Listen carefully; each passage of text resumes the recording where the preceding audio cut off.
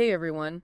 You ever get that feeling? You're out and about here in the DFW and suddenly the sky just looks different. Oh, yeah. Like a weird, almost greenish light, and you just know, right? Like something's brewing. Absolutely. Yeah, that heavy feeling in the air. It's like the calm before the storm, literally. Totally. And, we're no strangers to severe thunderstorms here in North Texas. They're pretty much a regular part of life, especially this time of year. You said it's spring and early summer. That's when things really start to get interesting around here, weather-wise. For sure. So today we're doing a deep dive into something super important for everyone living in the DFW, severe thunderstorm watches and warnings. Because let's face it, knowing the difference between those two can literally be life-saving. Exactly. We've been digging into a bunch of information from the NWS and other local sources, all focused on severe thunderstorms, watches, and warnings, specifically in our area, the DFW.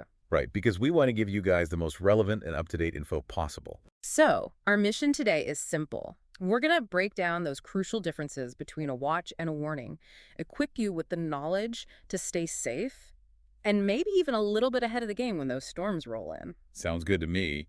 Knowledge is power, especially when it comes to the weather. Okay, so let's just jump right into it. What is the core difference? When the weather folks say watch versus warning, what should be going through our minds?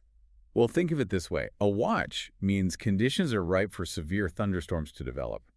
But it doesn't necessarily mean they're happening right now. Okay, so it's like a heads up, like, hey, things could get dicey later, so keep an eye on the sky. Exactly. It's like the Weather Service saying, we've got all the ingredients here for some nasty storms. Be prepared. Got it. So it's all about potential, not necessarily an immediate threat, right? Right. A watch is really a call to action to stay informed, monitor the forecasts, and dust off that severe weather safety plan. Okay, so watch equals be ready, be informed. Now what about a warning? That sounds a bit more urgent. Absolutely. A warning means a severe thunderstorm is happening or is about to happen, like right now in a specific location. Oh, wow. So that's a take cover immediately kind of situation. Exactly. It's time to seek shelter. No messing around. Okay, so watch equals potential, warning equals imminent danger. Got it. You got it. And remember, warnings are very specific. They'll usually tell you the expected hazards, like hail size, wind gusts, even possible tornadoes. And they only apply to a small area for a limited time. That makes sense. So it's really targeted information telling you what to expect and where. Exactly. The NWS does a great job of providing those hyper-local details. Okay, so we've got watches and warnings. Now, you mentioned earlier that DFW is kind of a hot spot for these severe thunderstorms. What makes this area so prone to them? Well, we're kind of in a unique spot geographically, right on the edge of the Great Plains, where warm, moist air from the Gulf of Mexico collides with cooler, drier air from the west. Oh, right, like a clash of the titans, and we're caught in the middle. Uh-huh. Yeah, kind of. And that clash creates a lot of instability in the atmosphere, which is basically the fuel for thunderstorms. Interesting. So it's that mix of air masses that gets things brewing, right? Exactly. And then you throw in things like temperature inversions where warmer air sits on top of cooler air near the ground, trapping all that energy. Ah, so it's like shaking up a soda bottle. Eventually, all that pressure has to go somewhere. That's a great analogy. And then there's the dry line, which is another key player in our severe weather drama. The dry line, yeah, I hear that term a lot, but I'm not really sure I understand it. Can you break it down for us? Sure, basically it's a boundary between dry air from the west and moist air from the Gulf. Okay, like an invisible line in the sky. Yeah, and when that dry line moves eastward across North Texas, it forces the warm, moist air to rise rapidly, which triggers those powerful thunderstorms. So the dry line acts like a trigger, kind of sets everything in motion. Exactly, and sometimes that trigger can be pulled very suddenly, which is why those storms can pop up seemingly out of nowhere. Makes sense. So we've got the clashing air masses, the temperature inversions,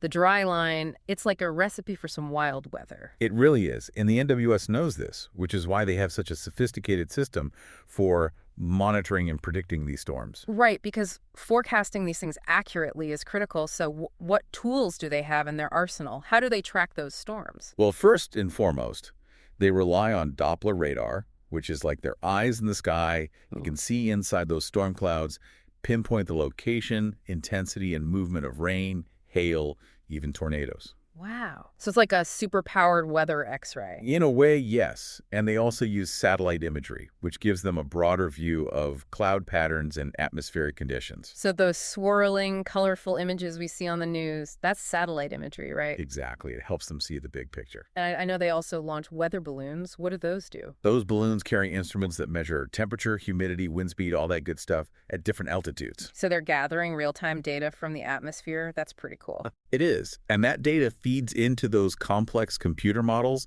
that help them predict how the weather will evolve. So it's like a constant feedback loop, gathering data, feeding it into the models, refining the forecasts. Right. Precisely. And then you've got the human element, the trained weather spotters on the ground who provide real-time observations. Oh, right. The folks who are out there in the thick of it, seeing things firsthand. Exactly. They're like the boots on the ground for the NWS, confirming what the radar is showing, and sometimes even spotting things the radar might miss, like a small tornado.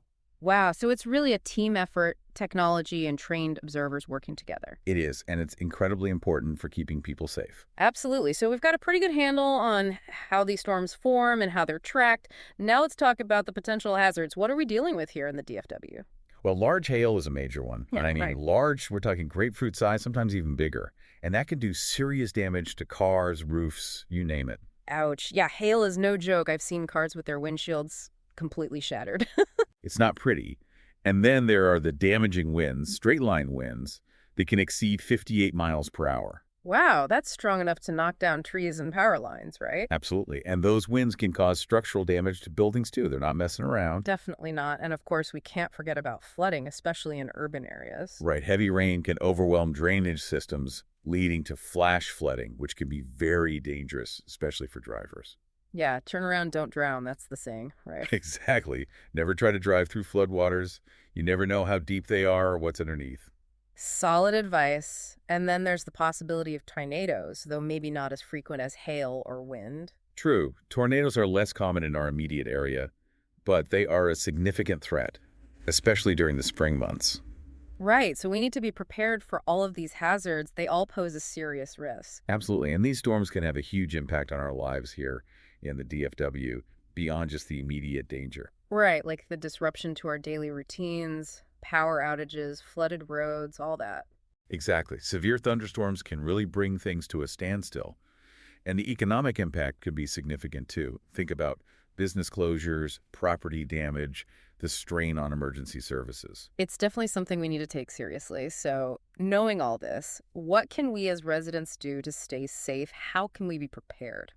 Well, first and foremost, stay informed, monitor the forecasts, sign up for weather alerts on your phone, have a NOAA weather radio handy. So, multiple ways to get those warnings. Don't just rely on one source. Right, because you never know when one might fail. And have a plan, a severe weather safety plan. Okay, a plan. What does that entail? Well, identify safe places in your home, a basement, an interior room on the lowest floor, away from windows, and stock up on emergency supplies, water, food, flashlights, batteries, a first aid kit. So, basically, be ready to hunker down if a warning is issued. Exactly. And know what to do if you're caught outside. Seek shelter in a sturdy building immediately. Don't try to outrun the storm. And what about driving? Any advice there? Avoid driving, if at all possible, especially during heavy rain or hail.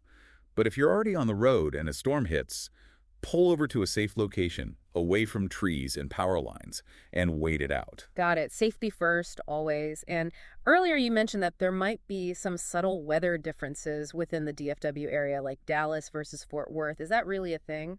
You know, it is. While the overall threat of severe weather is pretty much the same across the region, there can be localized variations. Interesting. So it's not always a uniform experience, even within the DFW. Right. Things like microclimates, urban heat islands, even slight differences in topography can influence how storms develop and where they hit hardest. So it's almost like every little pocket of the DFW has its own unique weather personality. Kind of, yeah. And it's something to keep in mind when you're tracking those storms. For sure. So bringing it all back to those NWS warnings, why are they so crucial for our safety? Well, they provide that critical lead time, those precious minutes that allow people to take action, seek shelter, get to a safe place. Right, because sometimes minutes can make all the difference. Absolutely. Those warnings can literally save lives by giving people the information they need to make smart decisions. So understanding the difference between a watch and a warning, staying informed, having a plan, it all comes down to being proactive, right? You got it. And honestly, that proactive approach is really the key to staying safe and weathering those storms here in the DFW. Well said. So here's the final thought for everyone listening. We've talked a lot about the difference between a watch and a warning, but what else can you do to be prepared for those severe thunderstorms? What steps can you take today to make sure you're ready for whatever Mother Nature throws our way? Think about it and stay safe out there, DFW. Stay safe, everyone. And that's our deep dive for today. See you next time. Today is your lucky day. Today is the day that our $3 website works for you, paying you directly to your PayPal daily. Imagine $3 ongoing continuous payments to your PayPal account. Imagine falling asleep and waking up to $300 in your PayPal account. How would this make you feel? How could this help you? What bills could you pay? What kind of fun could you have? What does that retirement look like now? All for a one-time payment of $3. This website is DFY done for you, fully built and completely hosted, and never stops collecting payments for you. You have spent $3 on coffee on a regular, but that coffee won't help you create multiple streams of income. Click the link below.